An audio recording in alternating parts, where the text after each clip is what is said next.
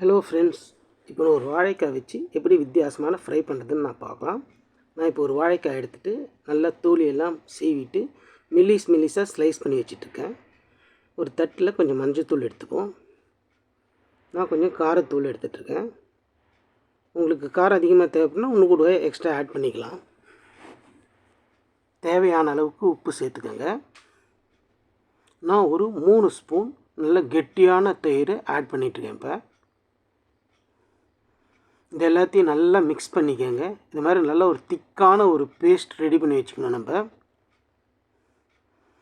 இப்போ ஸ்லைஸ் பண்ணி வச்சுருக்கிற வாழைக்காவை 2 சைடும் இந்த மாதிரி ஈவனாக டிப் பண்ணி போடுவோம். ஏன்னா பேஸ்ட் நல்லா திக்காக இருந்துச்சுனாக்கா 2 சைடும் நல்லா ஒட்டிக்கும்.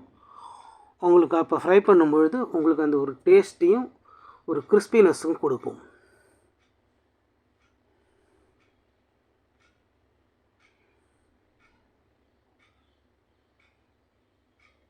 நல்லா பண்ணி வச்சுக்கோங்க. இது மாதிரி நான் ஒரு கொஞ்சம் வாழைக்காய் பண்ணி வச்சிட்டிங்கனாக்கா நான் ஒரு கடாயை அடுப்பில் போட்டு நான் 2 ஸ்பூன் எண்ணெய் ஊற்றிருக்கேன். நல்லா ஹீட் ஆகும்.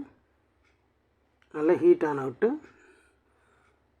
அந்த ரெடி பண்ணி வச்சுருக்கிற வாழைக்காவை மேலே அப்படியே ஸ்ப்ரெட் பண்ணி விட்டுருங்க.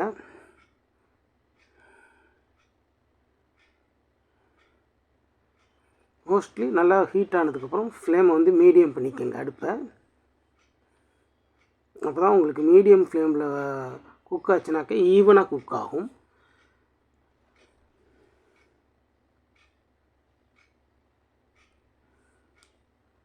அதான் வெந்துட்டுக்கு நான் ஒரு தோசை திருப்பி எடுத்து எல்லாத்தையும் இப்படி திருப்பி போடுறேன். ஏன்னா 2 பக்கமும் குக் ஆச்சுனா தான் உங்களுக்கு நல்ல டேஸ்ட்னஸ் கிடைக்கும்.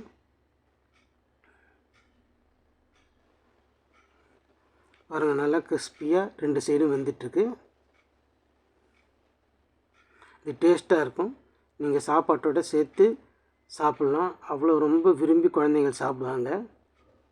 நல்லா வேக வச்சு நிதான ஃப்ளேமில் நல்லா வேக வச்சு எடுத்திங்கன்னா ரொம்ப கிறிஸ்பினஸ் கிடைக்கும்.